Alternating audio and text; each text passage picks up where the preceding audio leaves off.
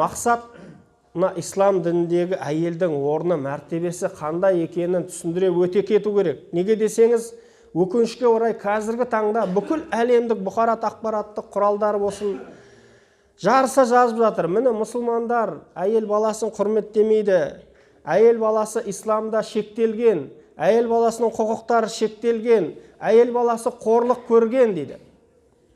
Шын мәнінде олай деп айта білу үшін ислам дінінің өзіне қарау керек. Ислам діні алғашқы басталған кезеңге қарау керек. Және қазіргі мына адамзаттың жеткен мәртебесі бір күнде бола қалды ма, соны қарау керек. Шын мәнінде қазіргі таңда әлі күнге шейін әйелдер өзінің құқығын әлі алып толық біткен жоқ негізінен. Көп жерде қарасаңыздар, біз әйелге құқық бердік, әйелдің мәртебесін өсірдік деп жүрген елдер негізінен әйелдің мәртебесін өсірген жоқ. Қайта керісінше, әйелдерді барлығы не істейді? Өздерінің жаман ойларына, жымысқы пиғылдарына жету үшін жарнаманың құралы ретінде ғана пайдаланады. Исламда әйел бұл жарнаманың құралы емес. Исламда әйелдің мәртебесі, орны бөлек. Бірақ өкінішке орай кейбір адамдар былай тартысып жатады. Еркек артық па, әйел артық па? Бір отбасында еркек күшті ма, әйел күшті ма? Бұл тартысатын мәселе емес негізінен.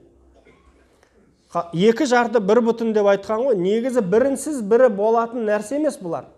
Әйелсіз еркісі болмайды, еркісіз әйел болмайды. Бұл екеуін бір-бірінен жарып ажырату деген сөз, жан мен тәнді бір-бірінен бөліп ажырату деген сөз. Шын мәнінде бір адамның жанында бір жүрек пен мидың қаншалықты маңызды, ешкім айтамайды ғой, бұл адамның организмінде жүрек қана маңызды, ми маңызды емес деп. Болмаса қол маңызды, аяқ маңызды емес деп кім айта алады? Ешкім айта алмайды.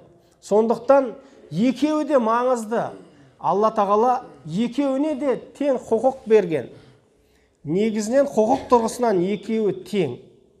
Бірақ шын мәнінде олардың физиологиялық ерекшеліктеріне байланысты бәрібір әйелді қанша тартсаң да еркек болмайды.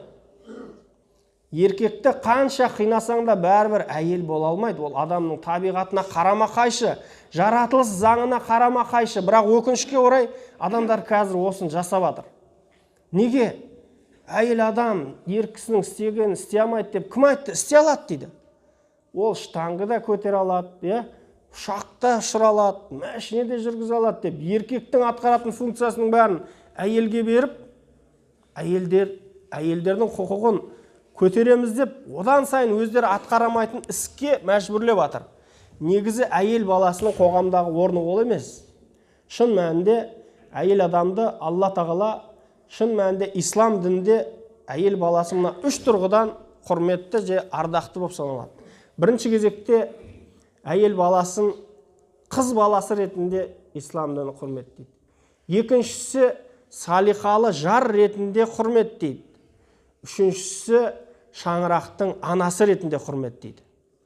Ал басқа жағдайда әйелдің басқа функциясы жоқ. Ең қадірлі болатын болса, адамзатқа қадірлі болатын болса, осы тұрғыдан.